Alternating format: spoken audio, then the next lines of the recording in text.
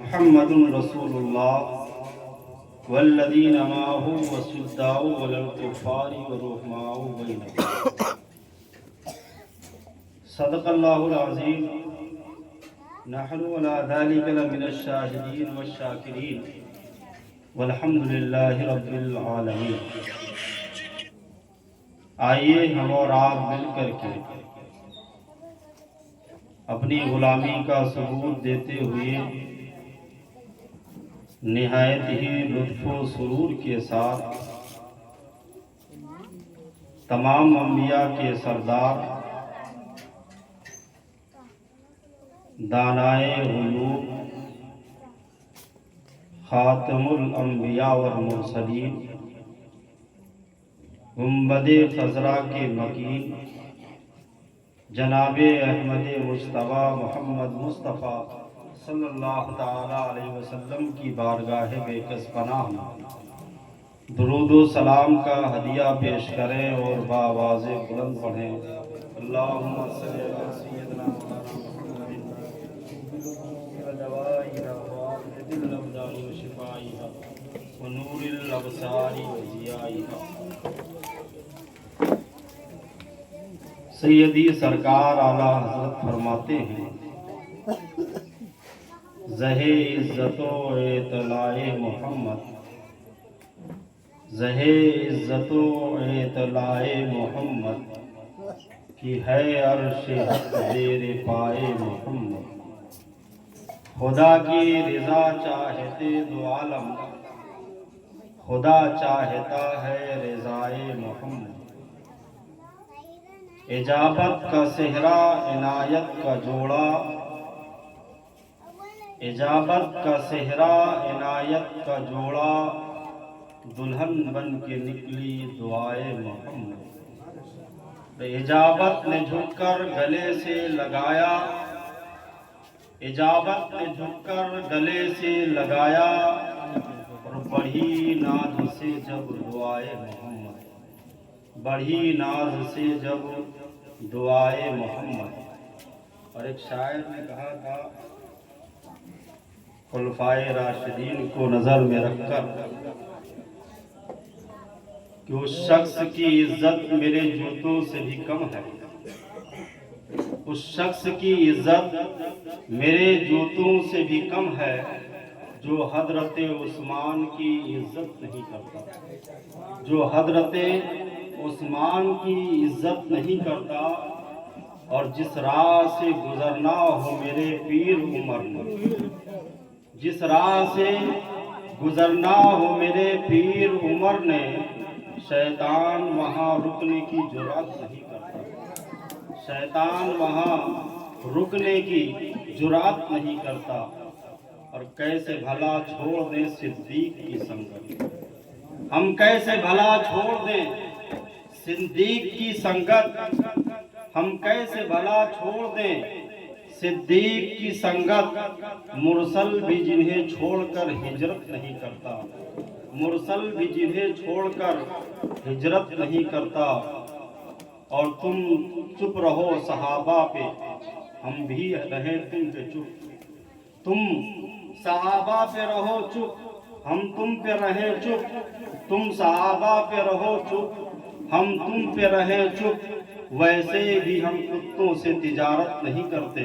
ویسے بھی ہم کتوں سے تجارت نہیں کرتے۔ عزیزان ملت اسلامیہ، جیسا کہ اشعار سے آپ نے جانا کہ آج میری تقریر کا عنوان حضرت عمر بن خطاب رضی اللہ تعالیٰ عنہ، اور وقت میں وسعت رہی تو حضرت عثمان غنی رضی اللہ تعالیٰ عنہ کے تعلق سے کچھ لفظ کشائی کی جائے گی۔ خلافت سے بات شروع ہوتی ہے کہ حضرت عثمان غنی رضی اللہ تعالیٰ عنہ 22 جمادی الاخرہ نہیں 11 جمادی الاخرہ 13 ہجری آپ کی تاریخ وصال ہے، تاریخ وفات ہے۔ 2 साल 3 माह और कुछ दिन, 23 दिन या 24 दिन आपकी दौरे सल्तनत रही। आपके विसाल से 15 दिन पहले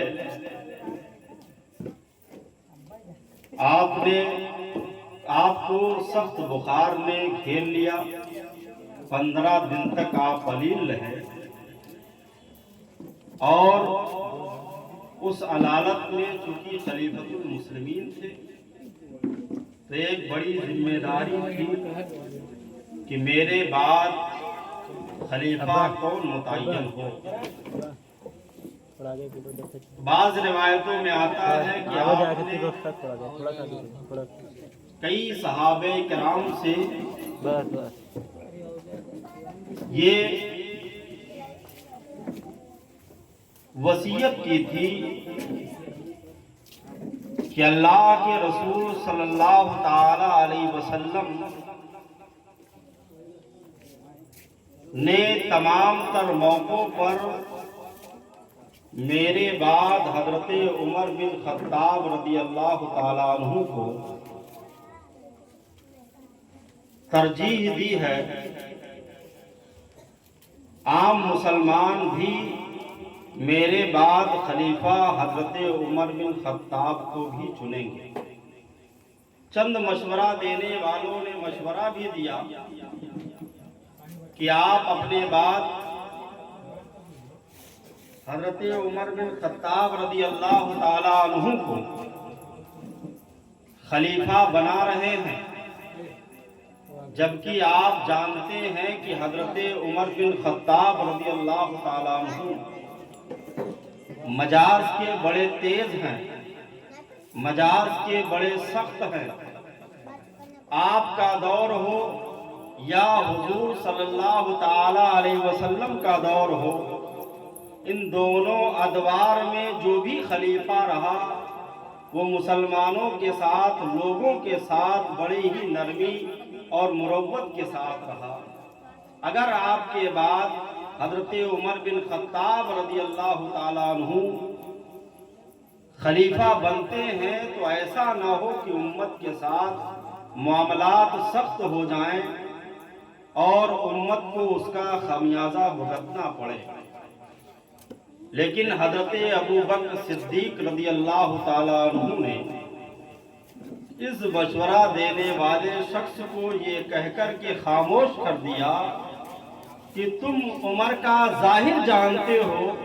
मैं उमर का बातिन जानता हूँ। वो मजाज से बड़े ही सख्त हैं लेकिन दिल के बहुत नरम दिल आदमी हैं। मेरे ख्याल और चंद जो उलूल अज़्म सहाबे किराम हैं उनके ख्याल में मेरे बाद उमर बिन खत्ताब से बेहतर कोई खलीफा नहीं हो सकता। ये कहकर के आपने अपनी मंशा और एक रिवायत के मुताबिक एक वसीयत में लिख दिया और साथ साथ ये भी लिख दिया कि मेरे बाद जो इस जिम्मेदारी को निभाएगा वो मुसलमानों के साथ खैरखाही, मुसलमानों के साथ मुसलमानों की देख रेख यानी उनकी कमान को कमा हक़्क़हू वो अदा करे और उनकी मौके मौके पर रहनुमाई करता रहे। परवरदा थे तो किसके थे, सोहबत में रहे तो किसके रहे। कहा जाता है कि अगर उस्ताद काबिल हो, अगर सिखाने वाला मौल्लिम काबिल हो, थोड़ा इधर भी तवज्जो कर लिया करें, मिलाद में आते हो तो थोड़ा सा इधर भी देख लिया करो। अपने वाकया क्या है, खल्त हो जाता है, सब एक दूसरे से इधर उधर मिलने लगता है। थोड़ा इधर तवज्जो रखें, बात करेंगे तो अलग चलेगा। मैं ये कह रहा हूँ उस खानवादे के परवरदा हैं, उस जगह के पाले हुए हैं कि जिन कहते हैं कि अगर उस्ताद मुअल्लिम काबिल हो तो उसके पास रहने वाले, उसके पास सीखने वाले भी काबिल पैदा होते हैं। मुअल्लिमुल कायनात का लक़ब नबी अपने पास लेकर के आए। अल्लाह ने आपको मुअल्लिमुल कायनात बना करके भेजा। तो जो लोग भी सरकार के परवरदा रहे, सरकार के तरबियत याफ्ता रहे, ان کی تربیت کے سرکار دو عالم صلی اللہ علیہ وسلم کے بارگاہ میں رہ کر جنہوں نے علم سیکھا ہو، جنہوں نے ہنر سیکھا ہو، تو ان کے علم اور ہنر میں کبھی شک نہیں کیا جا سکتا۔ یہ حضرت عمر بن خطاب ہیں کہ نبی پاک صلی اللہ علیہ وسلم اور حضرت ابو بکر صدیق رضی اللہ تعالیٰ عنہ کے دور میں مسلمان اور اسلام تقریباً حدود عرب میں پھیل گئے، اور حدود حرم میں پھیلنے کے بعد اب باری یہ تھی کہ عرب کے حدود سے باہر نکل کر کے اسلام کی تبلیغ کی جائے، اسلام کی ترویج و اشاعت کی جائے۔ اس بات کے قائل خود حضرت عمر بن خطاب ہیں۔ حضرت عمر بن خطاب حضرت ابو عبیدہ سے ایک مرتبہ بیان کرنے لگے کہ اللہ کے رسول صلی اللہ تعالیٰ علیہ وسلم کا مجھے خلیفہ بنا دیا گیا، میں اپنے آخری دور میں فرماتے کہ میں تقریباً 23 لاکھ مربع میل کا تنہا سلطنت ہوں، امیر المومنین ہوں، سلطنت کا والی ہوں، اور تحدیث نعمت کے طور پر کہہ رہا ہوں کہ میں نے حتی الامکان سرکار کی خلافت کو ادا کرنے کا حق ادا کیا۔ یہ وہی عمر بن خطاب ہے کہ ایک وقت اس پر ایسا بھی گزرا ہے کہ اس کے باپ نے، یعنی حضرت عمر بن خطاب فرماتے ہیں کہ میرے باپ خطاب نے مجھے 5 اونٹ دیا اور یہ کہا کہ ان اونٹوں کو چراؤ، میں ان کی ذمہ داری نبھاتا تھا، ان کو چراتا، ان کو کھلاتا، ان کو پلاتا۔ جب میں ایک عرصہ، ایک زمانے تک ان کو چراتا رہا تو میرے باپ میرے پاس آئے اور کہا کہ تم ان اونٹوں کو ترتیب سے لگاؤ، اس اونٹ کو آگے رکھو، اس کو اس کے بعد، اس کو اس کے بعد۔ میں بہت کوشش کرتا رہا، مہینوں تک کوشش کرتا رہا، لیکن مجھ سے وہ ترتیب نہ ہو سکی۔ ان کے والد کا کہنا یہ تھا کہ جب اونٹ چرانے لے جاؤ تو آگے اس اونٹ کو جو دودھ زیادہ دیتی ہے اس کو رکھو، پھر اس کو رکھو، پھر اس کو رکھو، پھر اس کو رکھو۔ حضرت عمر بن خطاب کا کہنا ہے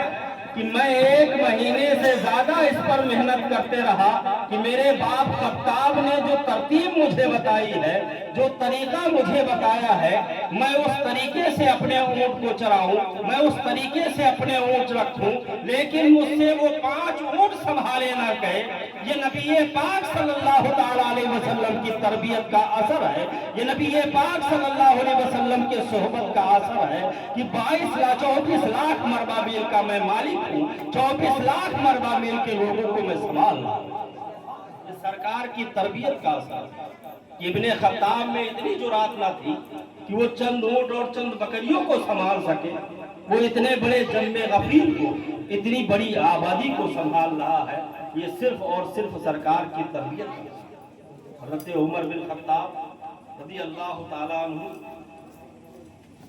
کا مقام و مرتبہ جب آپ جاننا چاہیں تو سرکار کی صحیح حدیث ہے، لو کان بعدی نبی لعمر بن الخطاب، کہ اللہ تبارک و تعالیٰ نے مجھ پر سلسلہ نبوت کو ختم کر دیا، میں خاتم النبی ہوں، لیکن اگر کوئی میرے بعد نبی ہوتا تو حضرت عمر بن خطاب رضی اللہ۔ پتا کیا چلا کہ حضرت عمر بن خطاب رضی اللہ تعالیٰ عنہ کے اندر وہ تمام ہنر موجود تھے، وہ تمام تر صلاحیتیں موجود تھیں جو کہ حضرت عمر بن خطاب رضی اللہ تعالیٰ عنہ کو چونکہ نبوت نہ ملی، اس کی وجہ یہ ہے کہ آپ کے بعد سرکار دو عالم صلی اللہ علیہ وسلم کے بعد نبوت کا سلسلہ ختم۔ عزیزان ملت اسلامیہ، چاہے آپ کی اسلام لانے کا دور ہو، چاہے آپ کی اسلام قبول کرنے کا زمانہ ہو، ان تمام دوروں کو، ان تمام واقعات کو جب آپ پڑھیں تو اندازہ ہوتا ہے کہ حضرت عمر بن خطاب رضی اللہ تعالیٰ عنہ اس وقت بھی بڑے بہادر تھے جب تمام صحابہ اسلام لانے کے بعد مہینوں مہینے، سالوں سال اپنے اسلام کو چھپائے رہتے، لیکن حضرت عمر بن خطاب 39 لوگوں کے بعد مسلمان ہوئی، یعنی 40ویں مسلمان ہیں، اور ایک روایت ہے کہ 39 مرد اور 11 عورتوں کے بعد آپ اسلام لائے۔ آپ کے اسلام لانے کی ہسٹری بھی بہت عجیب ہے، اور جب آپ اسلام لے آئے تو آپ نے سنا ہوگا کہ حضرت نبی پاک صلی اللہ علیہ وسلم حضرت زید ابن ارقم کے گھر میں موجود تھے۔ اتفاق ہے کہ اللہ کے رسول صلی اللہ علیہ وسلم نے دعا فرمائی تھی اور فرمایا تھا اللہم اعز الاسلام بعمر بن الخطاب، کہ اللہ تو عمر بن خطاب کے ذریعے سے اسلام کو قوت عطا کر دے، اے اللہ تو حضرت عمر بن خطاب کے ایمان کے سبب سے اسلام کو طاقت عطا کر دے۔ روایت میں آتا ہے کہ جب اپنے بہن کے گھر سے آپ زید ابن ارقم کے گھر آئے اور نبی پاک صلی اللہ تعالی علیہ وسلم کے ہاتھ پر رکھ کر اپنا ہاتھ رکھ کر کے سرکار کے دامن کو تھام لیا، آپ مسلمان ہو گئے، تو اس وقت جب اسلام جو حضرت زید ابن ارقم کے گھر پر مسلمانوں کا ٹھہراؤ تھا وہ کفار مکہ سے بچ کر تھا، کفار مکہ سے چھپ کر تھا، لیکن جب حضرت عمر بن خطاب اسلام لائے تو مسلمانوں کو دو صفوں میں بانٹا۔ ایک صف میں حضرت عمر بن خطاب آگے ہیں، دوسرے صف میں حضرت حمزہ رضی اللہ تعالیٰ عنہ آگے ہیں، اور حضرت زید ابن ارقم کے گھر سے نعرہ تکبیر کی صدا بلند کرتے ہوئے جا کہاں رہے ہیں؟ مسجد الحرام کی طرف جا رہے ہیں۔ روایتوں میں آتا ہے کہ جب کفار و مشرکین نے یہ دیکھا کہ حضرت عمر بن خطاب رضی اللہ تعالیٰ عنہ اور حضرت حمزہ اس وقت مسلمانوں کے صفوں میں ہیں، مسلمانوں کے گروہوں میں ہیں، تو ان کے پیروں کے تلے سے زمین کھسک گئی۔ یہ بھلا کیسے ہو گیا کہ جو اسلام کے سب سے بڑے مخالف تھے آج وہی اسلام کے دامن کو تھامے ہوئے؟ ملت اسلامیہ حضرت عمر بن خطاب جب مسلمان ہوئے تو میں نے بتایا تھا، اس سے پہلے بھی بتایا ہوں کہ مسلمان کو جہاں بھی دیکھتے تھے تو کفار و مشرکین اپنے حد بھر انہیں تکلیف پہنچاتے تھے۔ اگر کوئی غلام ہوتا تھا تو اس کو طرح طرح سے سزائیں دیتے تھے، مارتے تھے کہ یہ اپنے دین سے باز آ جائے، یہ اپنے مذہب سے باز آ جائے، پرانے دین کو، ہمارے دین یہ پھر سے اپنا لے۔ حضرت عمر بن خطاب رضی اللہ تعالیٰ عنہ نے جب تمام صحابہ کا جائزہ لیا، تمام مسلمانوں کا جائزہ لیا، تو سب اسلام لانے کے سبب سے مارے جاتے تھے۔ سب کو اس لیے مارا جاتا تھا کہ وہ مسلمان ہیں، لیکن حضرت عمر بن خطاب کو کوئی مارنے والا نہیں۔ حضرت عمر بن خطاب نے کوئی جب سزا نہیں پائی تو ایک دن آپ سوچنے لگتے ہیں دوسرے صحابہ جو اسلام کی راہ میں جن کے جسموں پر زخم آئے تھے، جن کے جسموں پر چوٹیں لگی تھی، جب حضرت عمر بن خطاب ان کو دیکھتے تو آپ کی آنکھوں سے آنسو جاری ہو جاتے کہ بھلا تمہارے اسلام لانے میں اور ہمارے اسلام لانے میں کیا فرق ہے؟ تم جب اسلام لائے تو اسلام لانے کے سبب سے تمہیں مارا گیا،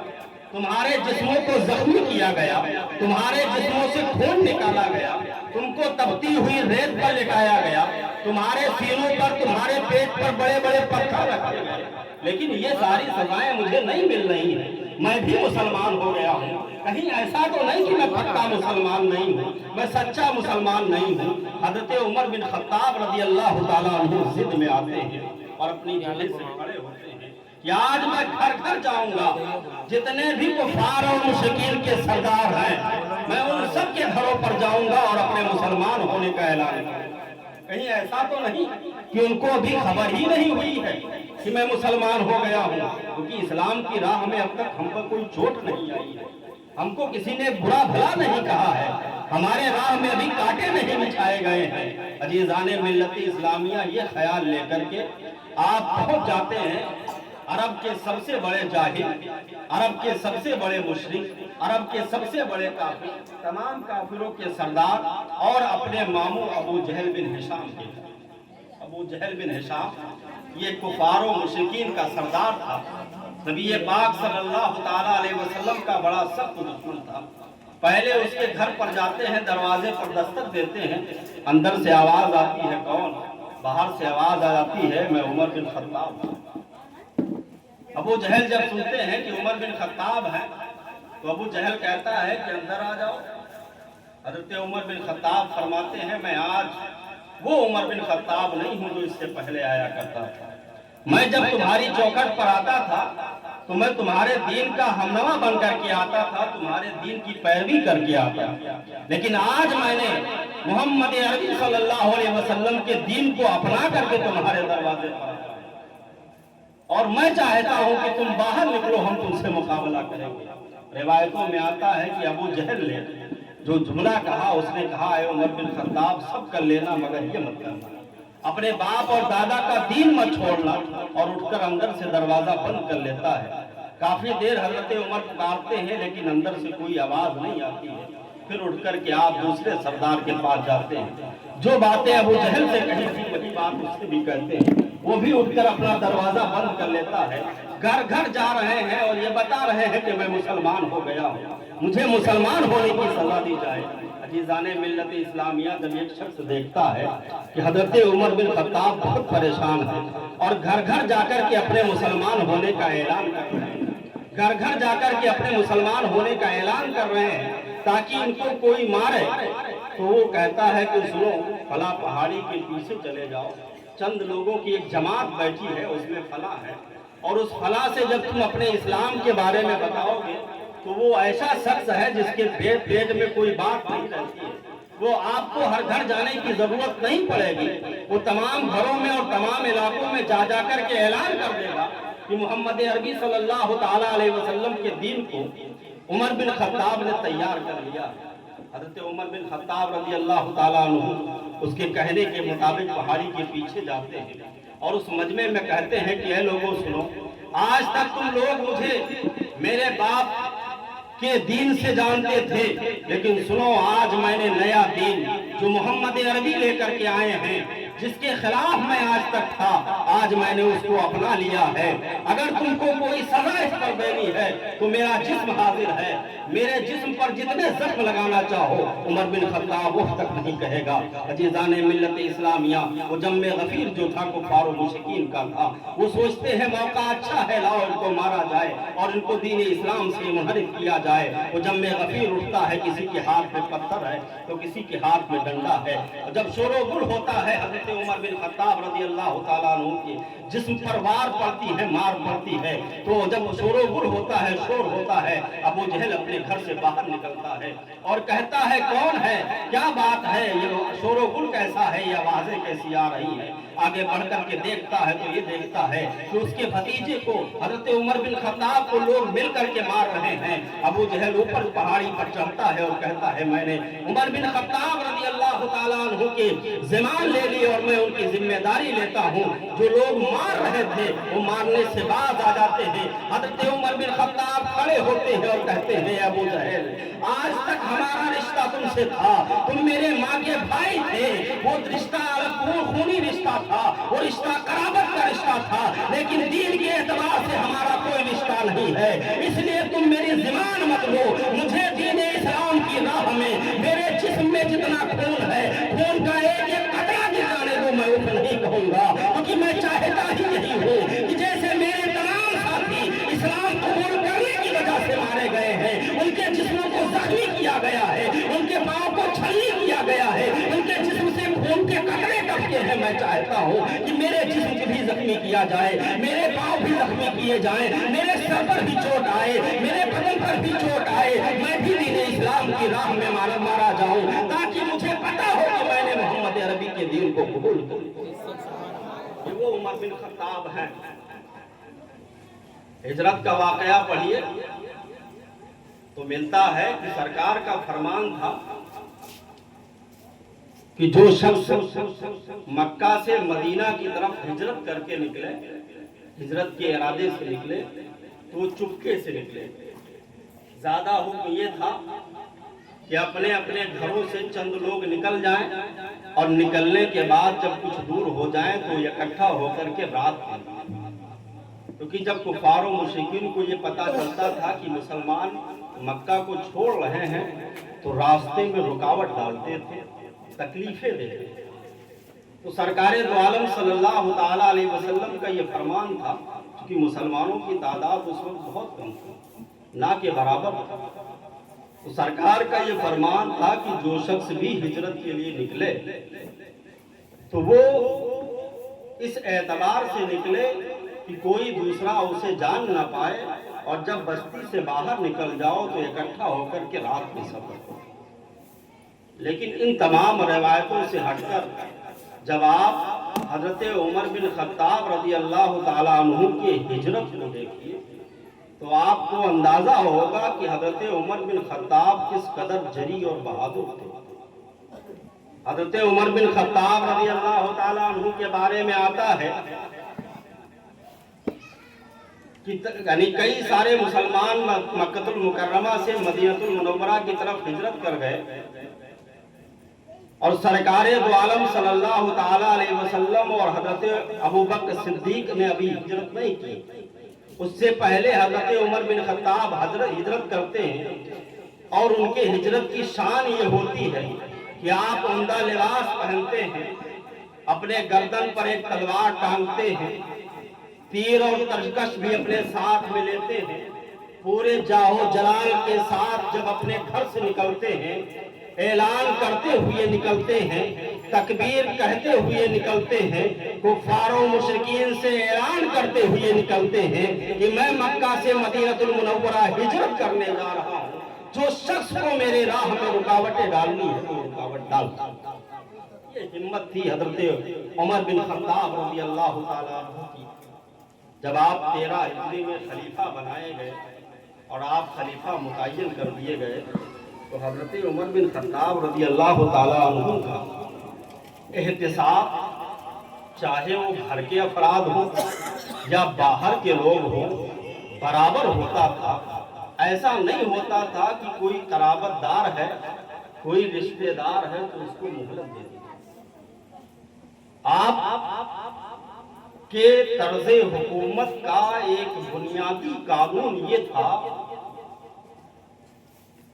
कि किसी भी मुल्क, किसी भी सल्तनत का जिस शख्स को वाली बनाया जाए, जिस शख्स को अमीर बनाया जाए तो वो अमीर हो, लेकिन अखराजात जो लेगा, अपना खर्चा जो उठाएगा वो बैतुल माल से नहीं ले सकता, यानी सरकारी खजाने से एक पैसा भी नहीं ले सकता है। उसकी हुकूमत जो तनख्वाह मुतय्यन करेगी, जो मुआवजा मुतय्यन करेगी, उसी मुआवजे के मुताबिक वो अपनी जिंदगी को गुजारेगा। एक मौके पर एक वाली एक ऊंट, उस पे घोड़े पर सवार होकर के हजरत उमर बिन खत्ताब रज़ी अल्लाह ताला अन्हु के पास आए, अपने कौम और अपने उमूर सल्तनत के बारे में कुछ बातें हजरत उमर बिन खत्ताब से कहने के लिए। तो आपने उनके घोड़े को देखा तो वो उम्दा नस्ल था, कपड़े उम्दा थे, लिबास उम्दा था। और जब दोबारा कुछ महीनों के बाद, कुछ अरसे के बाद वही अमीर हजरत उमर बिन खत्ताब रज़ी अल्लाह ताला अन्हु की बारगाह हाजिर हुए तो उनके घोड़े दूसरे थे। हजरत उमर बिन खत्ताब रज़ी अल्लाह ताला अन्हु से आए थे वो उमूर सल्तनत के बारे में बातचीत करने के लिए, अपने रियाया के दुख और आरामो आशाइश को बताने के लिए। हजरत उमर बिन खत्ताब रज़ी अल्लाह ताला अन्हु ने उनको कटघरे में खड़ा किया और फरमाया कि हुकूमत की तरफ से जो रकम, जो कीमत, जो मुआवजा मुतय्यन है,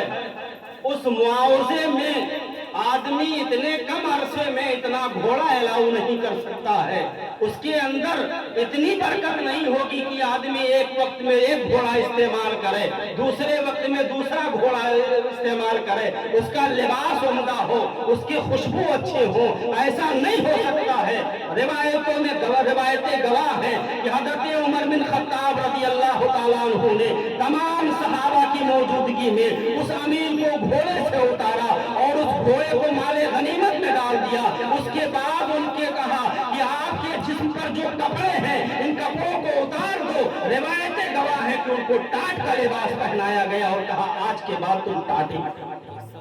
اتنے سخت تھے حکومت کے معاملے میں، اپنے عمال پر، اپنے ان لوگوں پر جو لوگ حضرت عمر بن خطاب سے جڑے ہوئے تھے، جن کو انہوں نے ذمہ داریاں دے رکھی تھی، اتنے سخت تھے کہ آپ خود بازاروں میں جایا کرتے تھے۔ آپ بازاروں میں جاتے اور دیکھتے کہ آدمی رعایا جو ہے، فلاں امیر جو ہے، فلاں دروغہ جو ہے، یہ کیا خرید رہا ہے، کون کون سی چیز لے رہا ہے۔ ایک روایت میں آتا ہے کہ ایک قصبے کا دروغہ ایک قصبے کا ہوتا تھا، ایک بستی کا ہوتا تھا، یہ دروغہ پولیس اور یہ ساری چیزیں حضرت عمر بن خطاب ہی کی جاتی ہیں۔ یہ جو تشکیل دی گئی ہے حکومت کو، جس کو ہم جمہوری حکومت کہتے ہیں، یہ حقیقت میں حضرت عمر بن خطاب ہی کی دین ہے۔ انہی کے دور میں یہ لوگ ہوتے تھے، پولیس کا محکمہ بنا، عدالت کا محکمہ بنا، جگہ جگہ کے سی ایم وغیرہ جو بھی بنائے جاتے ہیں بنائے گئے، یہ سب حضرت عمر بن خطاب۔ حضرت عمر بن خطاب نے دروغہ کو دیکھا کہ یہ کل گوشت لے کر کے گیا، آج پھر دکان پر آیا ہے گوشت لینے کے لیے۔ حضرت عمر بن خطاب رضی اللہ تعالیٰ عنہ نے سزا کے طور پر اس پر 1000 درہم کا ٹیکس بڑھا دیا کہ مدینہ المنورہ میں اتنی غربت ہے، لوگ یہاں اناج کے لیے 2 دن ترس جاتے ہیں، یہ دوسرے دن گوشت لگاتا ہے۔ یہ حضرت عمر بن خطاب کی حکومت تھی۔ حضرت عمر بن خطاب جس طرح سے باہر والوں کے لیے سخت تھے، اپنے گھر والوں کے لیے بھی سخت تھے۔ 22 ہجری میں جب مسلمانوں کا عروج ہوا، بڑے بڑے بادشاہ، بڑے بڑے ملکوں کے، چاہے وہ کیسر و کسریٰ ہو، ایران ہو، فارس ہو، جب تمام پر مسلمانوں کی فتح ہو گئی، سب مسلمانوں کے قبضے میں آ گئے، تو جو وقت کے بادشاہ ہوتے تھے ان کا ایک قافلہ ہے، وہ قافلہ دوسرے بادشاہ کے گھر جایا کرتا تھا ملاقات کرنے کے لیے، آپسی تعلقات کو بڑھانے کے لیے۔ شاہ ایران کا ایک قافلہ حضرت عمر بن خطاب رضی اللہ تعالیٰ عنہ کے بارگاہ میں آیا اور بارگاہ میں اس قافلے میں جس طرح سے مرد تھے اور شاہ ایران تھا، تو شاہ ایران کی جو بیوی تھی، اس بیوی کی کچھ کنیزیں بھی آئی تھی اس وفد میں، اس قافلے میں، اور شاہان ایران کی بیوی نے یہ کہا تھا کہ عمر بن خطاب کا نام میں بہت دنوں سے سنتی ہوں، اے میری کنیزوں، جب تم ان کے یہاں جانا تو ان کے بیوی کے بارے میں پتہ کر کے آنا کہ وہ کیسی خاتون ہیں، وہ کیسے۔ وہ وفد، وہ قافلہ حضرت عمر بن خطاب رضی اللہ تعالیٰ عنہ کی بارگاہ میں آیا اور وہ کنیزیں حضرت عمر بن خطاب کی اہلیہ کی بارگاہ میں گئی اور بتائیں کہ تم کو جو ہے شاہ ایران کی ملکہ جو ہے وہ یاد کرتی ہیں اور آپ کی بارگاہ میں ہدیہ تبریک بھیجا ہے۔ تو جب 2-3 دن 4 دن رہ کر کے گفتگو طویل ہوئی تو حضرت عمر بن خطاب کی اہلیہ نے ایک جوڑا کپڑا اور ایک عطر کی سیسی بطور تحفہ دے دیا ان کنیزوں کو اور کہا کہ جاؤ اور ایران کے بادشاہ کی جو بیوی ہے، ایران کی جو ملکہ ہے، میری طرف سے یہ تحفہ دے دیا۔ وہ کنیز ایران پہنچتی ہیں اور تحفہ دے دیتی ہیں۔ تو چونکہ جب ایک شخص، ایک آدمی دوسرے آدمی کو تحفہ دیتا ہے تو پلٹ کر وہ بھی کچھ نہ کچھ تحفہ دیا کرتا ہے۔ یہ تحفہ جو حضرت عمر بن خطاب کی اہلیہ نے دیا تھا، اپنے ذاتی پیسے سے دیا تھا، اپنی ذاتی ملکیت سے دیا تھا، اس میں نہ تو اسلامی حکومت کا کچھ تھا اور نہ ہی حضرت عمر بن خطاب کا کچھ تھا۔ تو ایران اس وقت بہت مالدار ملک تھا۔ ایران کی ملکہ نے حضرت عمر بن خطاب کی اہلیہ کے لیے جواب میں تحفہ جو تحفے میں بھیجا تو اس میں کچھ ہیرے تھے، سونے اور چاندی تھے، کچھ ریشمی کپڑے تھے۔ آپ اندازہ نہیں لگا سکتے ہیں، اس کے بارے میں کہا جاتا ہے کہ جو تحفہ ادھر سے آیا تھا تقریباً 2000 دینار تھا، تقریباً 2000 دینار کے سامان، سونے چاندی اور جواہرات اس ایران کی ملکہ نے حضرت عمر بن خطاب کو کی اہلیہ کو دیا۔ کس لیے؟ جو انہوں نے کپڑا اور عطر بھیجا۔ اور قاصد آیا، حضرت عمر بن خطاب کی بارگاہ میں گیا، قاصد سے پوچھا آپ کس لیے آئے ہیں؟ قاصد نے کہا کچھ تحفے اور تحائف ہیں جو ایران کی ملکہ نے بھیجا ہے۔ تو حضرت عمر بن خطاب نے کہا ٹھیک ہے، اسے مال غنیمت میں جمع کرو۔ حضرت عمر بن خطاب رضی اللہ تعالیٰ عنہ سے کہنے لگا اے امیر المومنین، یہ مال غنیمت کے لیے نہیں آیا ہے، یہ وہاں کی ملکہ نے آپ کی اہلیہ کو بھیجا ہے۔ میں اجازت چاہتا ہوں کہ آپ کے خانوادے جاؤں اور اپنے کنیزوں سے کہہ کر کے شاہان ایران کی طرف سے جو تحفہ آیا ہے وہ آپ کی اہلیہ کی بارگاہ میں پیش کرا دیں۔ حضرت عمر بن خطاب رضی اللہ تعالیٰ عنہ پوچھنے لگتے ہیں تحفے میں کیا ہے؟ وہ قاصد دکھانے لگتا ہے کہ تحفے میں یہ سامان اور اس کے ساتھ یہ اونٹ بھی ہے۔ حضرت عمر بن خطاب رضی اللہ تعالیٰ عنہ اپنے منصب عدالت پر بیٹھے ہیں، کھڑے ہو جاتے ہیں کہ چلو میں تمہارے ساتھ چلتا ہوں اور یہ تحفہ تم میری اہلیہ کو۔ عزیزان ملت اسلامیہ، روایتیں گواہ ہیں کہ حضرت عمر بن خطاب اپنی اہلیہ کے اپنے گھر گئے اور اپنی اہلیہ سے کہا کہ ایران کی ملکہ نے تمہیں اتنا بے قیمتی تحفہ کیوں بھیجا؟ کس لیے یہ تحفے و تحائف آئے ہیں؟ آپ کی اہلیہ کہنے لگتے ہیں شوہر انعامدار، میں نے تحفے میں بھیجا تھا، انہوں نے بھی تحفے میں بھیجا ہے، اس میں تو کوئی قباحت نہیں ہے شریعت کے اعتبار سے، اس میں تو کوئی حرج نہیں ہے۔ ہمارے نبی نے بھی فرمایا ہے کہ ایک دوسرے کو تحفے دیا کرو، اس سے محبت بڑھتی ہے، اس سے عقیدت بڑھتی ہے۔ ہم نے بھی جو تحفہ دیا ہے اسی نیت سے دیا ہے کہ ہماری اور ان کی محبت بڑھے گی، ہماری اور ان کی الفت بڑھے گی۔ حضرت عمر بن خطاب رضی اللہ تعالیٰ عنہ جلال میں آ جاتے ہیں اور کہتے ہیں کہ ابن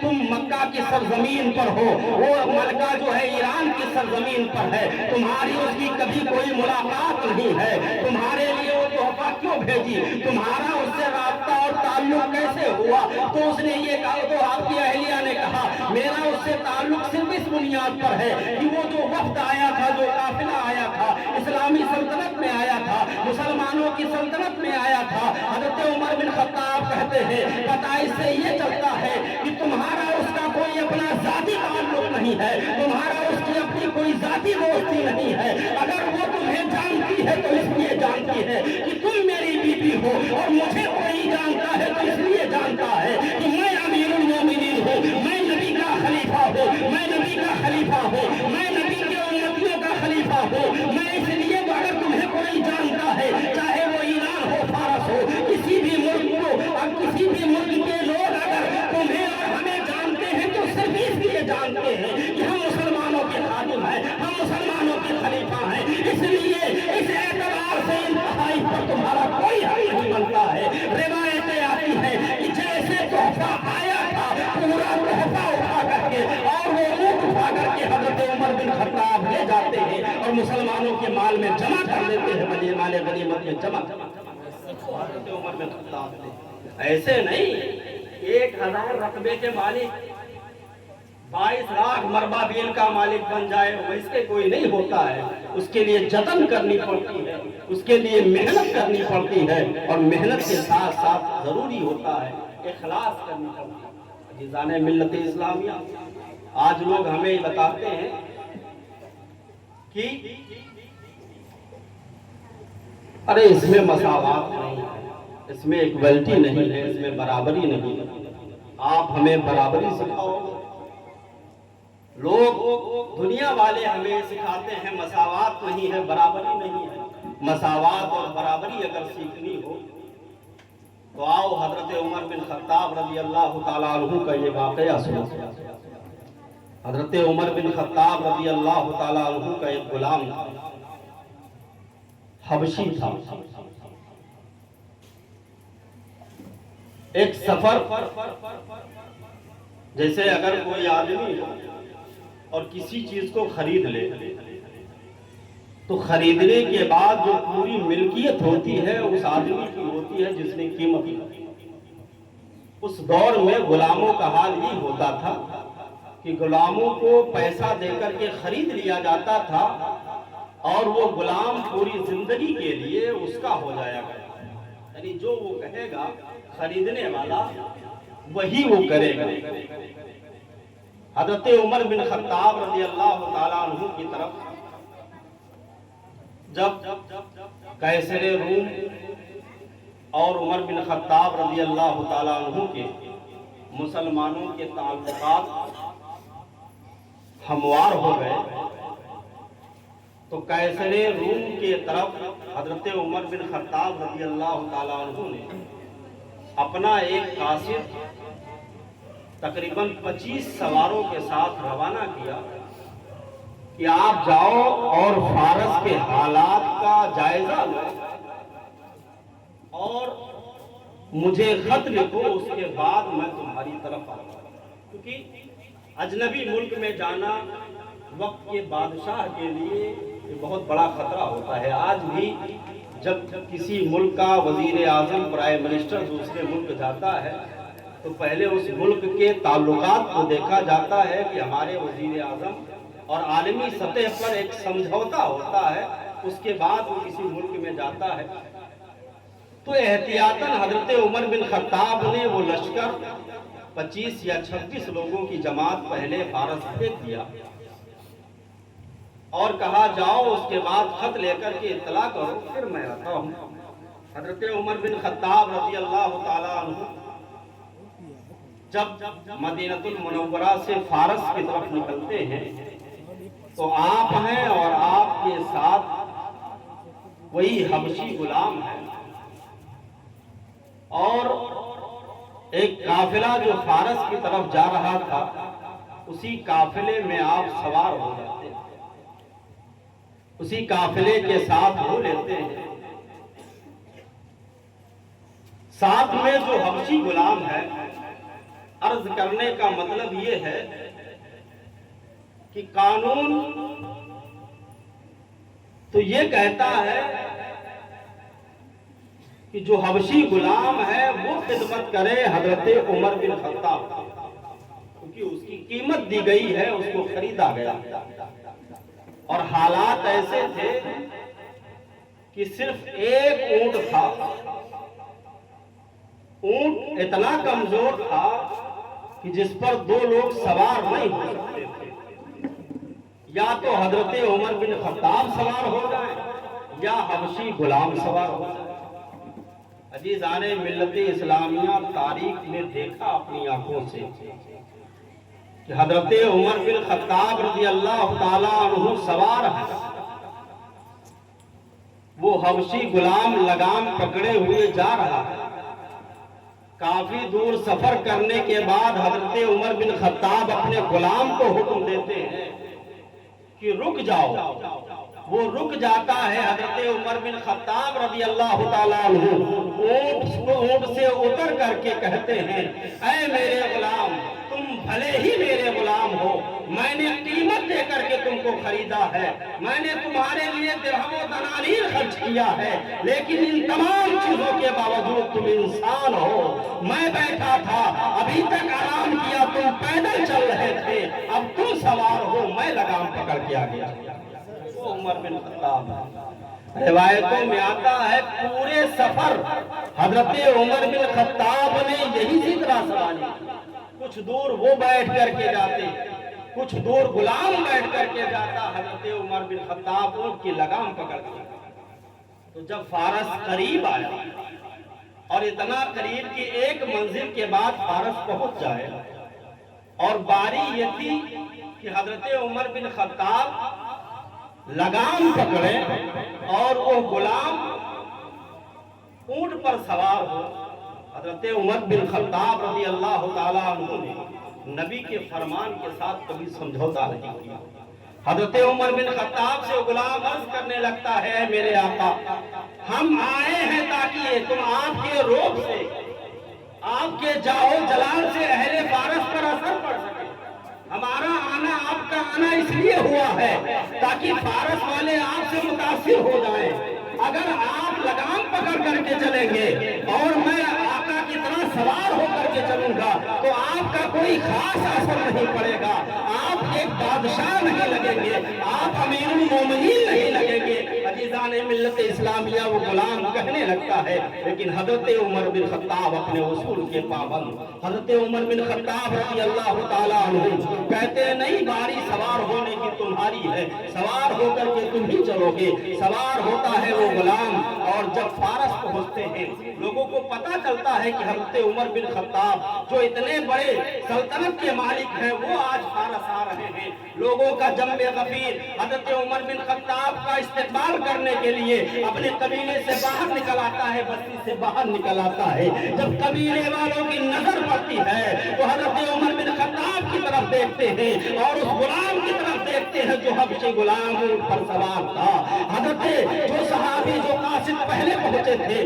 اہل فارس کہنے لگتے ہیں، ارے تمہارے امیر المومنین سے زیادہ خوبصورت تو یہ غلام ہے جو اونٹ کی نکیل لے کر کے چل رہا ہے، جو اونٹ کی نکیل پکڑ کر چل رہا ہے۔ آپ کے آقا جو ہے، آپ کے امیر المومنین تو بہت کالے حبشی ہیں، آپ سے زیادہ خوبصورت تو اس کا غلام ہے۔ عزیزان ملت اسلامیہ وہ قاصد کہنے لگتا ہے، اہل فارس سنو، آج آپ کے سامنے جو آیا ہے کہیں کا بادشاہ نہیں آیا ہے، کہیں کا کوئی بڑا امیر المومنین نہیں آیا ہے، ان کا نام بہت ہی بلند ہو، بہت ہی بلند ہے، لیکن یہ بہت ہی بڑا مرتبے کے مالک ہیں، بہت بڑی زمین اور رقبے کے مالک ہیں، لیکن ان کے نزدیک اگر کوئی چیز اہم ہے تو محمد عربی کا فرمان ہے، اور محمد عربی کا فرمان سرکار حجۃ الوداع میں ارشاد فرمایا تھا کہ اے لوگوں سنو، آج کے بعد کسی گورے کو کالے پر، کسی کالے کو گورے پر، کسی مالدار کو غریب پر، کسی غریب کو مالدار پر،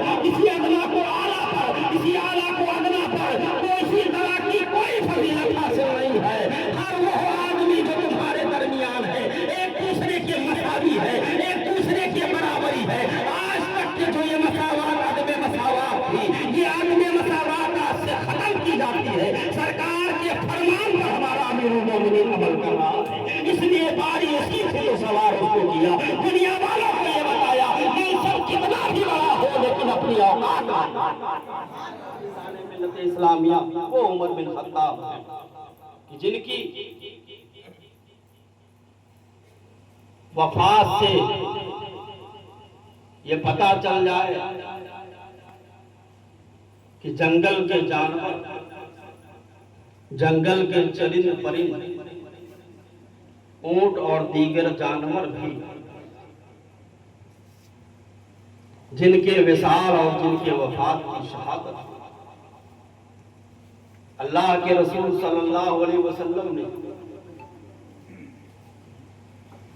ایک موقع پر ارشاد فرمایا تھا کہ آپ اور آپ کے ساتھ حضرت عمر بن خطاب، حضرت ابو بکر صدیق رضی اللہ تعالیٰ عنہ اور حضرت عثمان غنی تھے۔ احد پہاڑ پر جب چڑھتے ہیں تو وہ کپ کپانے لگتا ہے۔ سرکار فرماتے ہیں احد رک جا، تجھ پر ایک نبی کا اور ایک اس کے دوست کا اور 2 شہیدوں کا ہوا۔ ان 2 شہیدوں میں سے ایک شہید حضرت عثمان غنی اور دوسرے شہید حضرت عمر بن خطاب۔ ایک روایت میں ترمذی کی حدیث ہے کہ حضرت عمر بن خطاب رضی اللہ تعالیٰ عنہ دعا جب کرتے تھے تو دعا کرتے تھے اللہم ارزقنی شہادت وجعلنی موطن مکان مدینہ۔ کہ اے اللہ تو مجھے شہادت عطا اور میری موت کی جگہ بنا، وجعل مکان موتی بالمدینہ، اور میرے موت کی جگہ مدینہ المنورہ۔ حضرت مغیرہ بن شعبہ رضی اللہ تعالیٰ عنہ ہیں، صحابی رسول ہیں۔ ان کا ایک غلام تھا اور وہ غلام کا نام ابو لولو تھا، جو مجوسی تھا۔ اس زمانے میں غلاموں کو خریدنے، رکھنے اور ان سے کام لینے کا دور تھا۔ غلام اگر کچھ نہیں جانتا تھا، کوئی ہنر نہیں جانتا تھا، تو اس سے کھیتی وغیرہ کروائی جاتی تھی، اور اگر ہنر جانتا تھا تو اس سے یہ کہہ دیا جاتا تھا کہ جاؤ تم کام کرو اور تمہاری جو آمدنی ہو اس آمدنی سے مجھے اتنا پرسنٹ دے دو۔ حضرت مغیرہ بن شعبہ رضی اللہ تعالیٰ عنہ کا جو غلام تھا ابو لولو، یہ اعلیٰ درجے کا لوہار اور بڑھئی تھا۔ لوہار گری اور بڑھئی گری بہت اچھی طریقے سے جانتا تھا۔ تو اس پر حضرت مغیرہ بن شعبہ نے 10 درہم یومیہ کہہ دیا تھا کہ تم روزانہ کے اعتبار سے مجھے 10 درہم دیا کرو، جو ایک بہت چھوٹی رقم تھی۔ حضرت عمر بن خطاب امیر المومنین تھے۔ وہ شخص ابو لولو حضرت عمر بن خطاب کے پاس جاتا ہے اور کہتا ہے کہ اچھا یہ مجوسی تو تھا، لیکن مجوسی کے ساتھ ساتھ اپنے اسلام کو بھی ظاہر کرتا ہے۔ حضرت عمر بن خطاب رضی اللہ تعالیٰ عنہ سے کہا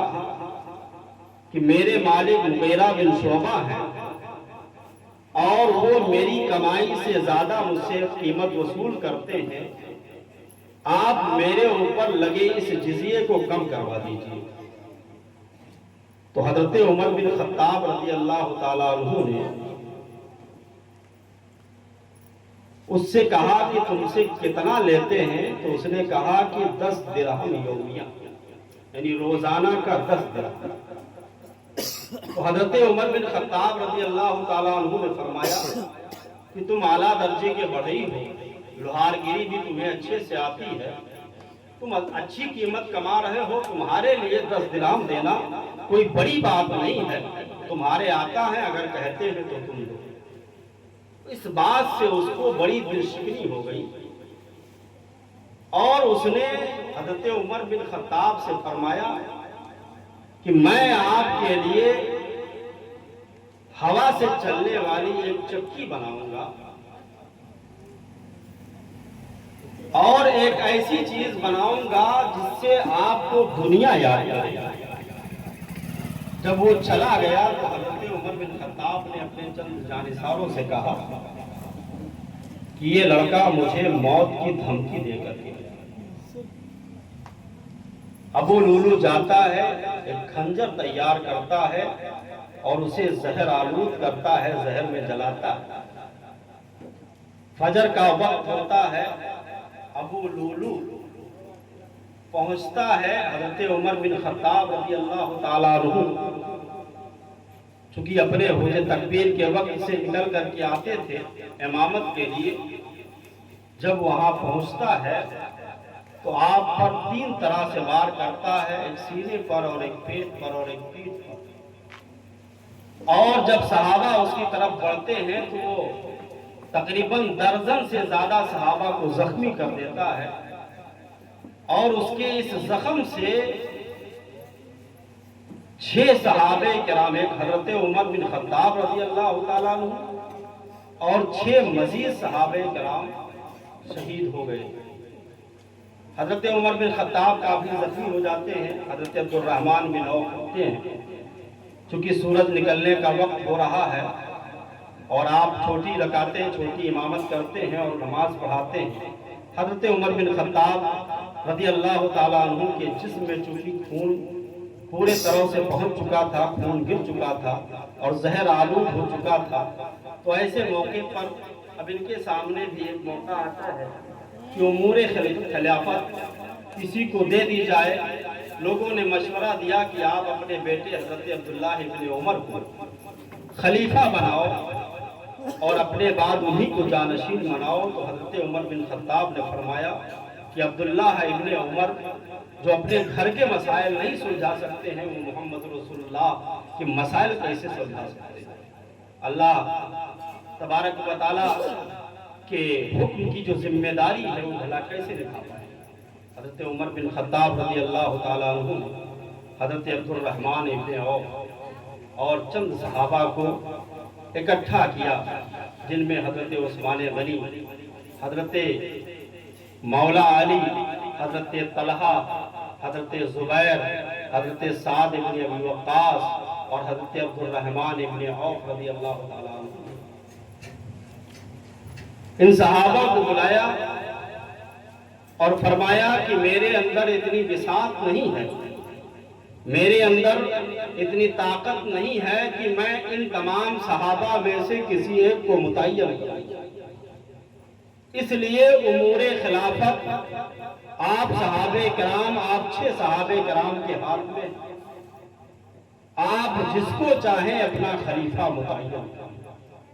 عزیزان ملت اسلامیہ، یہ اختیار دے کر کے 10 سال 6 ماہ کچھ دنوں کی سلطنت میں اسلام کے احکامات اور اثر و رسوخ کو عالم اسلام اور اسلام کے علامہ دیگر ممالک میں پھیلا کر کے 63 سال کی عمر میں آپ اس دنیا کو، دار فانی کو سے رخصت ہو جاتے ہیں، اور ایک سچا مجاہد جن کی خلافت کو سنہرے الفاظ میں، اچھے الفاظ میں تاریخ کی کتابوں میں آپ پائیں گے کہ آپ دنیا کی تاریخ میں کوئی حضرت عمر بن خطاب جیسا سیاست تھا اور ان کے جیسا کوئی حکمراں نہیں دکھا سکتی دنیا کی کوئی تاریخ۔ عزیزان ملت اسلامیہ، 10 منٹ 20 منٹ کا ٹائم اور لیں گے، کیونکہ دن بھی ختم ہو رہے ہیں اور واقعات بھی بچے ہوئے ہیں۔ نہ زیادہ، بہت مختصر روشنی میں نے ڈالی ہے حضرت عمر بن خطاب پر، ورنہ 2.5 سے 3 گھنٹے کا مضمون ہے ہمارے پاس کہ حضرت عمر بن خطاب پر بولا جا سکے، لیکن کچھ واقعات پچھلے سال ہو گئے تو ان کو میں نے چھوڑ دیا، اس سے پہلے جو ہوئے تھے ان کو بھی چھوڑ دیا، تاکہ زیادہ سے زیادہ ہو سکے تو بہتر ہوگا۔ اس کے بعد تیسرے خلیفہ حضرت عثمان غنی رضی اللہ تعالیٰ عنہ ہیں۔ حضرت عثمان غنی رضی اللہ تعالیٰ عنہ کی حیات طیبہ کو آپ دیکھیے تو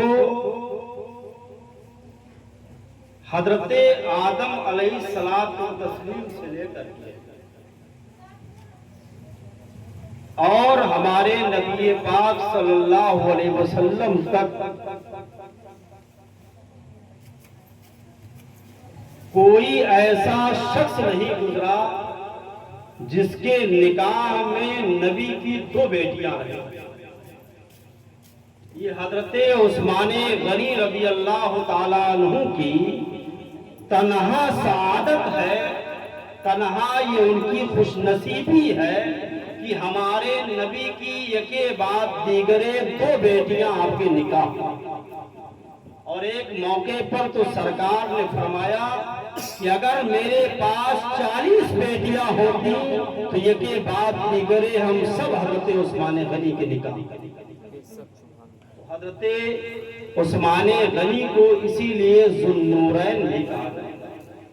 یعنی 2 نور والے، وہ نور والے۔ حضرت عثمان غنی رضی اللہ تعالیٰ عنہ کی حیات طیبہ کو آپ دیکھیے تو اسلام میں ان سے بڑا سخی آپ کیا، دنیا کی کسی تاریخ میں آپ حضرت عثمان غنی سے بڑا سخی کوئی نہیں دکھا سکتا۔ حضرت ابو بکر صدیق رضی اللہ تعالیٰ عنہ کی دور خلافت ہے۔ ایک شخص مسلمان تھا، حضرت ابو بکر صدیق رضی اللہ تعالیٰ عنہ کو جانتا تھا، کافی دور سے سفر کر کے حضرت ابو بکر صدیق رضی اللہ تعالیٰ عنہ کی بارگاہ میں حاضر ہوا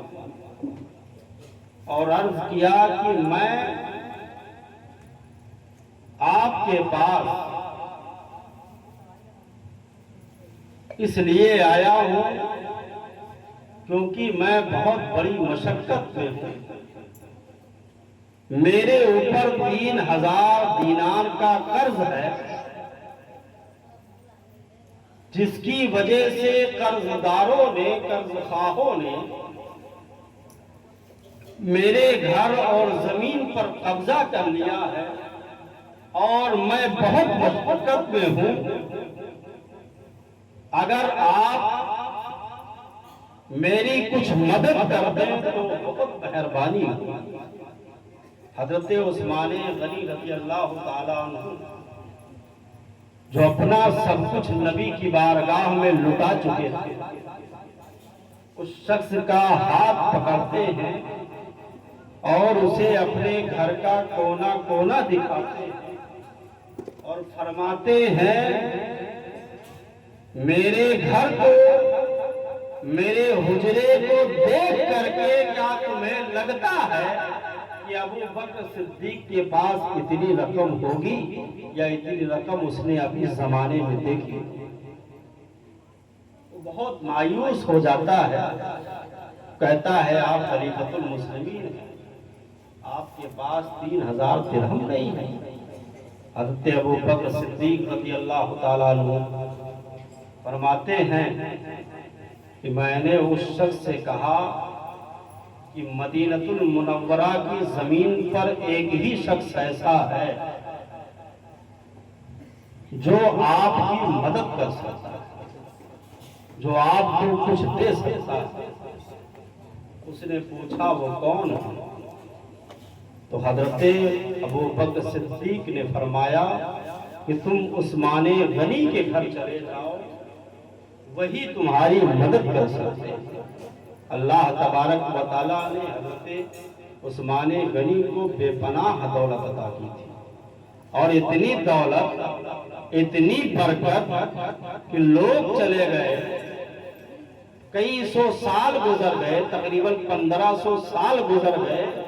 لیکن حضرت ابو بکر صدیق کی دولت آج بھی چلتی ہے اور قیامت تک چلتی رہے گی، کیونکہ ان کو دعا جو دی ہے وہ ہمارے نبی نے دی ہے۔ جیسے عشرہ کے وقت جب مسلمانوں کو ضرورت تھی کہ ان کے جنگ کے لیے 1000 سوار تیار کیے جائیں، 1000 سوار تیار کرنے کا مطلب یہ ہوتا ہے کہ 1000 گھوڑے ہوں، 1000 جو جنگی آدمی پہنتا ہے، یعنی جتنے اسلحے اس کے پاس ہوتے ہیں، تلواریں ہو گئی، زرہیں ہو گئی، ایک لوکھن کا کپڑا ہو گیا اور اس کے ساتھ ڈھال ہو گئی، تیر ہو گئی، کمان ہو گئی، یہ ساری چیزیں 1000 کی ضرورت تھی۔ ایسے موقع پر جب نبی نے لوگوں سے کہا تھا کہ اسلام کی بڑھ کر کے مدد کرو، تو حضرت عثمان غنی کھڑے ہوتے ہیں اور کہتے ہیں کہ 200 سواروں کو میری طرف سے۔ سرکار تھوڑی دیر بعد پھر کھڑے ہوتے ہیں، پھر حضرت عثمان غنی فرماتے ہیں 200 میں 200 اور بڑھا دیے جائیں،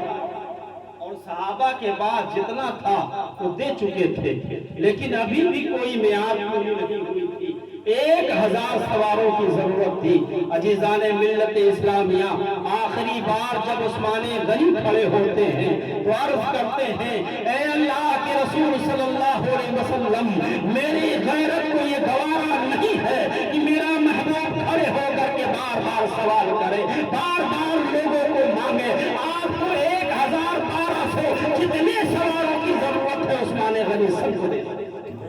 اللہ کے رسول صلی اللہ علیہ وسلم نے آپ کو دعا دی تھی، برکت دی،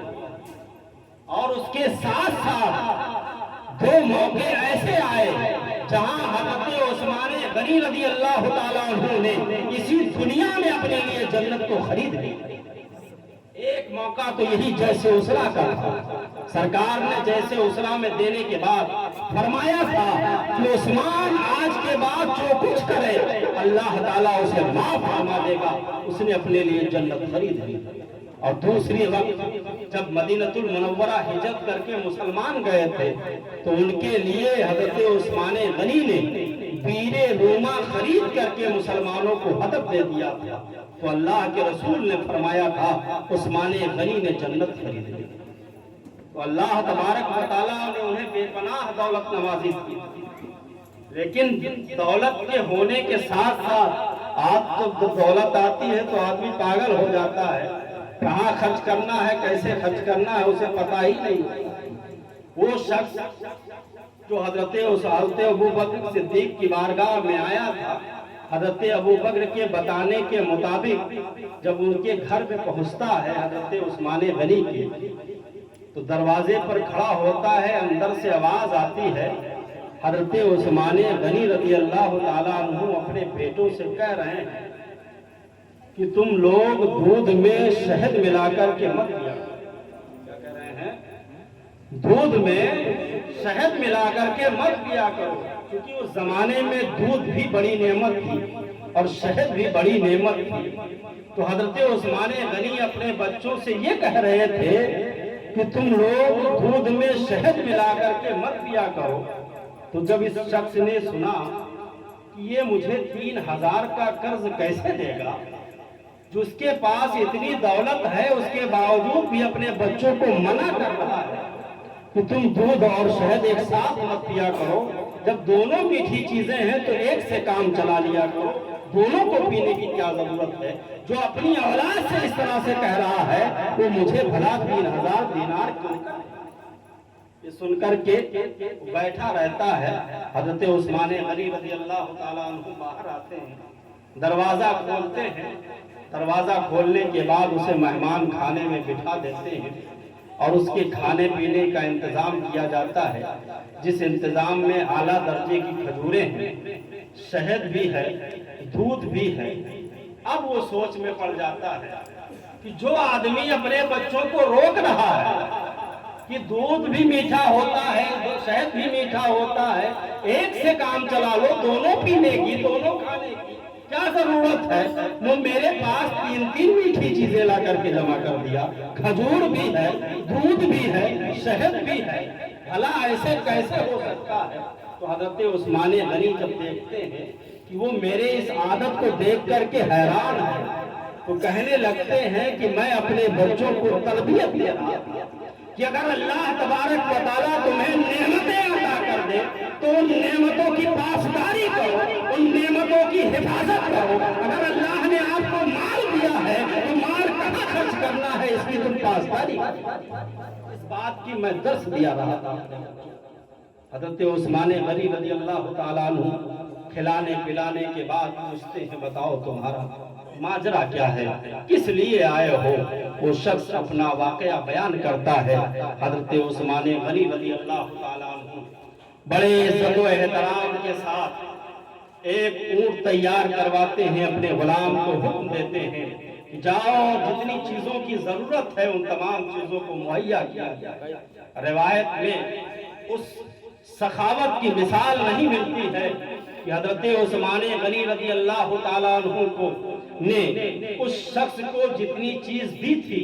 اگر ان کی گنتی پہ آ جائے، اس نے بتایا تھا کہ مجھے 3000 دینار کی ضرورت ہے۔ حضرت عثمان غنی نے ایک بڑا سا کجاوا تیار کیا، ایک بڑا سا گٹھر تیار کیا، اور گٹھر تیار کرنے کے بعد ایک عرب کا اعلیٰ نسب کا اونٹ بھی آپ نے سامنے کھڑا کر دیا، اور اس کے بعد میں اس گٹھر کو اونٹ پر رکھا جاتا ہے۔ اس شخص سے کہا جاتا ہے کہ تم جاؤ اور اس اونٹ کو اپنے ساتھ لے کر کے جاؤ۔ تو کہنے لگتا ہے کہ آپ نے جو مجھے عطا کیا ہے،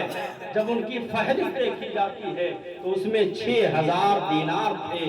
عمدہ اور اعلیٰ قسم کے کئی جوڑے کپڑے تھے، کئی طرح کی کھجوریں تھیں، کئی طرح کے عطر تھے، کچھ سونے اور چاندی کے جواہرات بھی تھے جو حضرت عثمان غنی نے اس اجنبی شخص کو عطا کیا تھا، اس اجنبی شخص کو دیا تھا۔ عزیزان ملت اسلامیہ، وہ شخص کہنے لگتا ہے کہ مجھے تو ضرورت صرف 3000 کی، اتنا کیوں دے رہے ہیں؟ اس کے ساتھ ساتھ اونٹ دینے کی ضرورت کیا ہے؟ میں نہ اونٹ چلا پاتا ہوں، میں اونٹ لے کر کے جاؤں گا کیسے؟ عزیزان ملت اسلامیہ، حضرت عثمان غنی اور اس کو واپس کیسے لے کر کے آؤں گا؟ آپ نے سامان دے دیا، یہ تو واپس نہیں لانا ہے، لیکن جو اونٹ دیا ہے جس پر میں سوار ہو کر کے جاؤں گا، اس کو تو واپس لانا پڑے گا۔ میں اس کو چلانا بھی نہیں جانتا ہوں، میں واپس کیسے لاؤں گا؟ عزیزان ملت اسلامیہ، حضرت عثمان غنی رضی اللہ تعالیٰ عنہ نے فرمایا کہ سنو، تم اونٹ لے جاؤ، اونٹ بھی لے جاؤ، اور اس کو بھی واپس لانے کی ضرورت نہیں ہے، اور اگر تم چلا نہیں سکتے ہو تو میرے یہ غلام کھڑے ہیں، ان غلاموں میں سے ایک غلام بھی لے جاؤ، جو اب تک تو میرا غلام تھا آج وہ تمہارا غلام ہے۔ یہ حضرت عثمان غنی کی سخاوت ہے۔ جب حضرت ابوبکر صدیق رضی اللہ تعالیٰ عنہ کی ملاقات حضرت عثمان غنی، تو حضرت ابوبکر صدیق رضی اللہ تعالیٰ عنہ، کیونکہ سب اللہ والے جانتے ہیں، اللہ والے تھے، ایک دوسرے کے حالات جانتے تھے، ایک دوسرے کے بارے میں جانتے تھے، تو حضرت عثمان غنی رضی اللہ تعالیٰ عنہ حضرت عمر بن خطاب رضی اللہ تعالیٰ عنہ تھے۔ کسی نے مجمع میں پوچھ لیا، ایک اجنبی شخص ہے، ایک اجنبی آدمی ہے، آپ کو اتنا نوازنے کی ضرورت کیا ہے؟ حضرت عثمان غنی نے جو جواب دیا تھا آب زر سے لکھنے کے لائق ہے۔ حضرت عثمان غنی رضی اللہ تعالیٰ عنہ نے فرمایا کہ سنو سنو، وہ آدمی جو آیا تھا بھلے ہی اجنبی تھا، نہ ہم جانتے تھے نہ آپ جانتے تھے، لیکن وہ آیا کہاں تھا؟ وہ مدینہ النبی میں آیا تھا، وہ ہمارے نبی کے شہر میں آیا تھا تو کچھ سوچ کر کے آیا ہوگا، کچھ مان کر کے آیا ہوگا۔ اگر نبی کے دیار میں کوئی شخص آئے اور خالی ہاتھ چلا جائے تو عثمان کی ایسی دولت نہیں چاہیے کہ نبی کے امتی کو نہ دے سکے، نبی کی نخانواتے میں جو مانگنے آئے اگر اسے نہ دے سکے تو عثمان کی دولت ملت اسلامیہ، یہ حضرت عثمان غنی رضی اللہ تعالیٰ عنہ کی سخاوت ہے۔ حضرت عثمان غنی رضی اللہ تعالیٰ عنہ چاہے دین کا معاملہ ہو یا دنیا کا معاملہ ہو یا مدد کا معاملہ ہو، ایثار و قربانی کا معاملہ ہو، تو اللہ تبارک و تعالیٰ نے انہیں اس قدر سخی بنایا تھا کہ آپ بند مٹھی سے دیتے تھے، کسی کو کانوں کان خبر نہیں ہوا کرتی تھی۔ اعلیٰ قسم کا صدقہ یہی ہے کہ دیا جائے، اس طرح سے دیا جائے کہ داہنے ہاتھ سے دیا جائے تو بائیں ہاتھ کو خبر۔ عزیزان ملت اسلامیہ، حضرت عثمان غنی رضی اللہ تعالیٰ عنہ کی سخاوت اور دولت سے مسلمانوں کو اور اسلام کو جو تقویت ملی ہے، جو انہیں اس سے فائدہ ملا ہے، وہ آج تاریخ اس کو بھلا نہیں سکتی ہے۔ اور سب سے بڑی بات، سب سے اہم بات جو حضرت عثمان غنی رضی اللہ تعالیٰ عنہ کی ہے، یہ قرآن مقدس جو ہم اور آپ پڑھتے ہیں، یہ پہلے لکھنے کی شکل میں نہیں تھا، لکھاوٹ کی شکل میں نہیں تھا، اور جب کچھ صحابہ جو قرآن کے حافظ تھے شہید ہو گئے تو اس کی ضرورت حضرت ابوبکر صدیق رضی اللہ تعالیٰ عنہ کے دور خلافت میں پڑی کہ اگر اس طرح سے صحابہ جنگوں میں شہید ہوتے رہے تو قرآن کریم انہی کے ساتھ مدفون ہو جائیں گے، اس لیے ان کو لکھ دیا جائے۔ تو اس وقت چونکہ کاغذ قلم یہ سب موجود نہیں تھا، پتھروں پر، دوسرے پتھروں سے، ہڈیوں پر اور درخت کے پتوں پر ایک ایک دو دو آیتیں لکھ کر کے اکٹھا کی گئی تھی۔ ان تمام کو حضرت عثمان غنی نے اپنے دور میں اکٹھا کیا، اور جو ترتیب قرآن کی ہم دیکھ رہے ہیں سورہ فاتحہ سے والناس تک کے، وہ ساری ترتیب حضرت عثمان غنی کے دورے کی۔ حضرت عثمان غنی نے اس شکل میں ہمارے سامنے پیش کر دیا کہ ہم اسے اور امت اسے پڑھ سکے، اسے یاد کر سکے۔ تو اسی لیے حضرت عثمان غنی کا ایک لقب جامع القرآن، आप कुरान को इकट्ठा करने वाले हैं, जमा करने वाले हैं। हजरत उस्मान गनी की एक बड़ी खासियत ये थी कि आप अल्लाह तबारक व तआला ने आपको कामिल दर्जे की हया से नवाजा। हया मतलब शर्म। आप बहुत बड़े बाहया शख्स थे। आपके अंदर अल्लाह तबारक व तआला एक मौके पर हज़रत आयशा सिद्दीका रज़ी अल्लाह तआला अन्हा फरमाती हैं कि एक मौके पर सरकारे दो आलम सल्लल्लाहु अलैहि वसल्लम तशरीफ फरमा, हजरत उस्मान गनी हजरत अबू बकर सिद्दीक आते हैं तो सरकार अपने पाँव को उठाए हुए हैं और तहबंद खुला हुआ है। हजरत उमर भी हैं, हजरत अबू बकर सिद्दीक रज़ी अल्लाह तआला अन्हु, इन दोनों हजरात का आना होता है। सरकार बदस्तूर बैठे रहते हैं, क्योंकि ये यहाँ खुला सतरे औरत का खुला नहीं। शरीयत का जो हुक्म है वो गांठ तक के है कि गांठ तक कम से कम मूंदा, इसके नीचे का हुक्म नहीं है। लेकिन जब हजरत उस्मान गनी रज़ी अल्लाह तआला अन्हु सरकार के खानवादे में, सरकार के हुजरे में आए तो आप होकर के अपने तहबंद सही करते हैं और बैठ जाते हैं। हजरत आयशा सिद्दीका रज़ी अल्लाह तआला अन्हा ये देख रही थी कि जब